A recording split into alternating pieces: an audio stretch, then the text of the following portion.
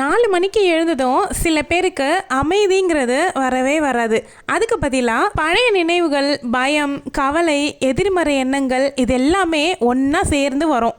அதுக்கு பேர் வீக்னஸ் இல்லை, அது மனித மனதோட இயல்பான ஒரு விஷயம். காலையில் நெகட்டிவ் தாட்ஸ் வர்றத எப்படி கண்ட்ரோல் பண்ணலாம் அப்படின்னு நான் சொல்ல வரல, அதை எப்படி கையாளலாம் அப்படின்னு தான் சொல்லித்தரப்போகிறேன். Welcome to my channel. நான் உங்கள் பிரியா.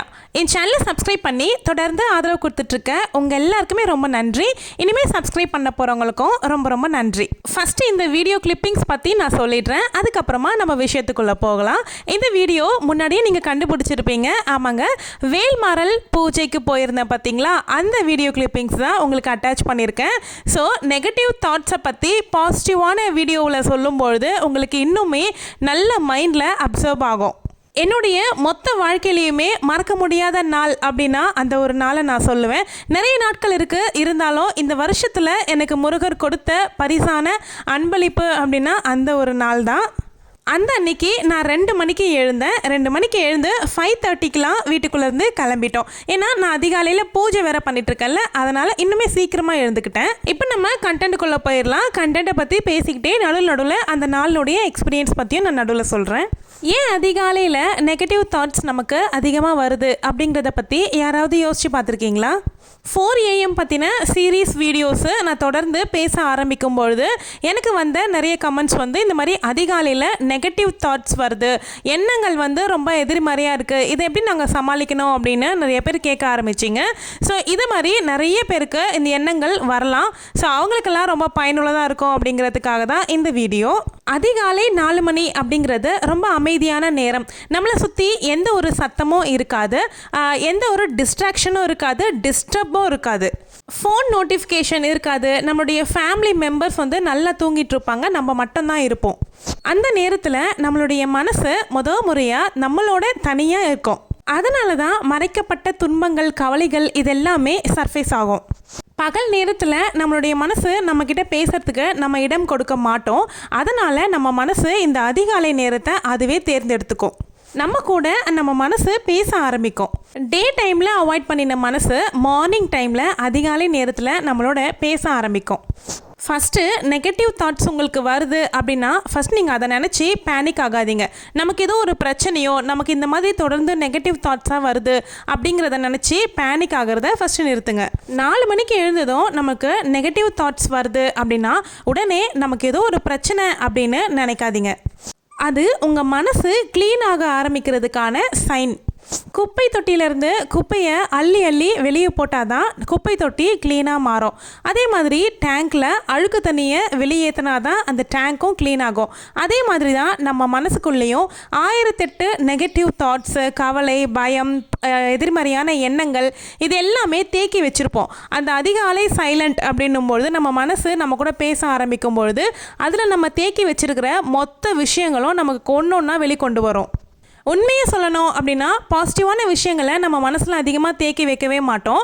இந்த மாதிரி நெகட்டிவான விஷயங்களை தான் மனசில் நம்மளே அறியாமல் தேக்கி வச்சுருவோம். ஸோ அதெல்லாமே அந்த அதிகாலை நேரம் நம்மளுடைய மனசை க்ளீன் பண்ணுறதுக்கான ஒரு அறிகுறி. கண்டதையும் எடுத்து என்னென்னமோ ஞாபகத்துக்கு வருது, பழைய நினைவுகள்லாம் ஞாபகத்துக்கு வருது, யார் எவங்கனே தெரியல, அவங்கெல்லாம் என் கண் முன்னாடி வராங்க, இந்த மாதிரிலாம் உங்களுக்கு தோணும். ஸோ அது எல்லாமே உங்களுக்கு க்ளீன் ஆகிறதுக்கான ஒரு சைன் அப்படின்னு எடுத்துக்கிட்டு அதை நீங்கள் கடந்து வரணும். அதை நினச்சி பயப்படாமல் ஹேண்டில் பண்ண கற்றுக்கோங்க.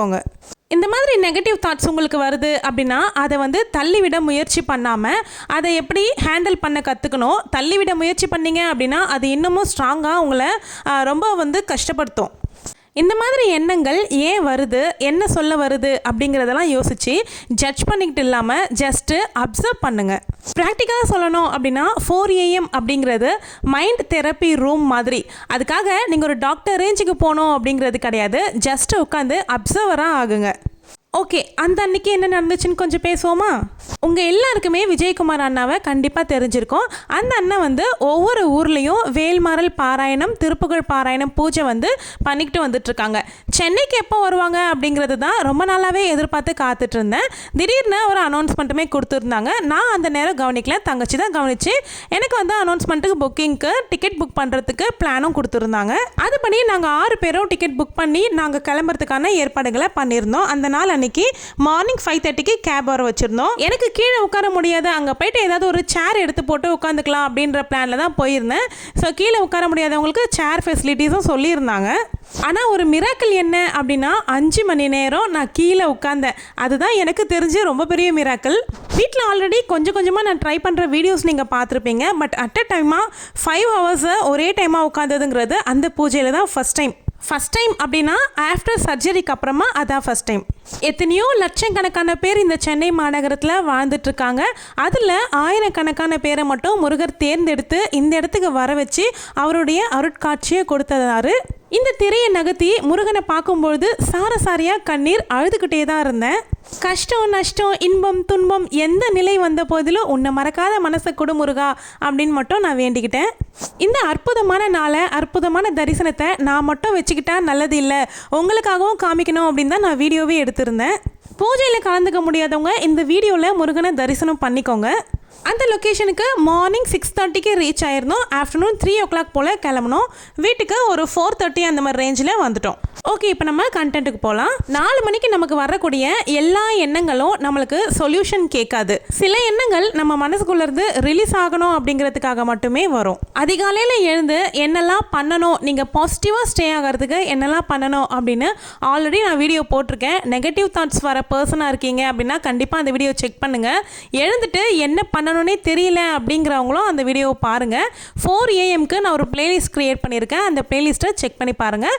உங்கள் லைஃப்லேயும் நிறைய சேஞ்சஸை நீங்கள் கொண்டு வர முடியும். 4 மணிக்கு வரக்கூடிய நெகட்டிவ் தாட்ஸை ரிமூவ் பண்ண வேண்டிய விஷயம் கிடையாது. அது ஹேண்டில் பண்ணுற வேண்டிய விஷயம். நம்மளுடைய மைண்டை நம்ம டைரெக்டாக கண்ட்ரோல் பண்ண முடியாது. நம்மளுடைய மைண்டை நம்ம கொடுக்குற சைன் மூலியமாக, அதாவது ரியாக்ஷன்ஸ் மூலியமாக கண்ட்ரோல் பண்ண முடியும். எதிர்மறை எண்ணங்கள் வர்றதுனால நம்ம கேரக்டரை இப்படி தானோ அப்படின்லாம் நீங்கள் யோசிக்க தேவையில்லை. சில நேரம் பயத்திலேருந்து எதிர்மறை எண்ணங்கள் வரும், சில நேரம் பழைய நினைவுகள்லேருந்து வரும். முருகரை பாருங்கள், நமக்கு இருக்கக்கூடிய எல்லா பிரச்சனைகளுக்கும் ஒரு தீர்வான அருமருந்து எது அப்படின்னா அது நம்மளுடைய சொந்த கடவுளான கந்த கடவுள் தான். அதிகாலையில் எழுந்து பிரம்ம முகூர்த்த பூஜை மட்டும் பண்ண ஆரம்பிச்சிட்டிங்க அப்படின்னா உங்களால் பண்ணாமல் இருக்க முடியாது. அந்த அளவுக்கு நீங்கள் அந்த பூஜைக்கு அடிக்ட் ஆயிடுவீங்க. ஏன்னா அவ்வளோ உங்களுக்கு மைண்ட் ரிலீஃபாக இருக்கும். இப்போ நானுமே அதான் பண்ணிக்கிட்டு இருக்கேன். முருகனையோ இல்லை உங்களுக்கு எந்த தெய்வத்தை பிடிக்குமோ அந்த தெய்வத்தை அந்த அதிகாலையில் வணங்கணும் அப்படிங்கிறதுக்காக நீங்கள் எழுந்து பாருங்கள். உங்களுடைய டேவே ரொம்ப ரொம்ப பாசிட்டிவாக ஸ்டார்ட் ஆகுறத நீங்களே கண்கூடாக பார்ப்பீங்க. இன்னும் சில பேருக்கு கடவுள் நம்பிக்கைலாம் கிடையாதுங்க, அதெல்லாம் சும்மா, அப்படி இருந்தும் எங்களுக்கு நெகட்டிவ் தாட்ஸ் வருது, நாங்கள் என்ன பண்ணணும் அப்படின்னு கேட்குறீங்கன்னா, ஃபஸ்ட்டு அந்த மாதிரி நேரத்தில் சைலண்ட்டாக அப்சர்வ் பண்ணுங்கள். என்னெல்லாம் உங்கள் மைண்டுக்கு வருதோ அதெல்லாம் ஒரு பேப்பரை எடுத்து பென் வச்சு எழுத ஆரம்பிங்க. எழுத ஆரம்பிச்சிங்க அப்படின்னா உங்களுக்கு மைண்டு ஃப்ரீயாக ஆகும். பேப்பர் லைட்டாகும், உங்கள் மைண்டு ஹெவிலேருந்து குறையும். உங்களுடைய திங்கிங் மைண்டில் இருக்க வரைக்கும் தான் ஹெவியாக ஃபீல் ஆகும்.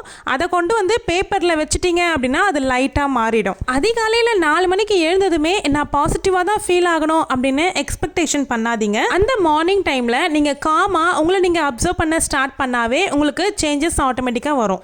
அந்த சைலன்ஸ் எல்லாமே உங்களை கவலைக்கு ஆள்படுத்துறதுக்கு வர்றது கிடையாது. உங்களை நீங்களே புரிஞ்சுக்கிறதுக்கும் உங்களுக்கான நேரத்தை எடுத்துக்கிறதுக்கும் தான் உங்களுக்கு கிடைக்குது.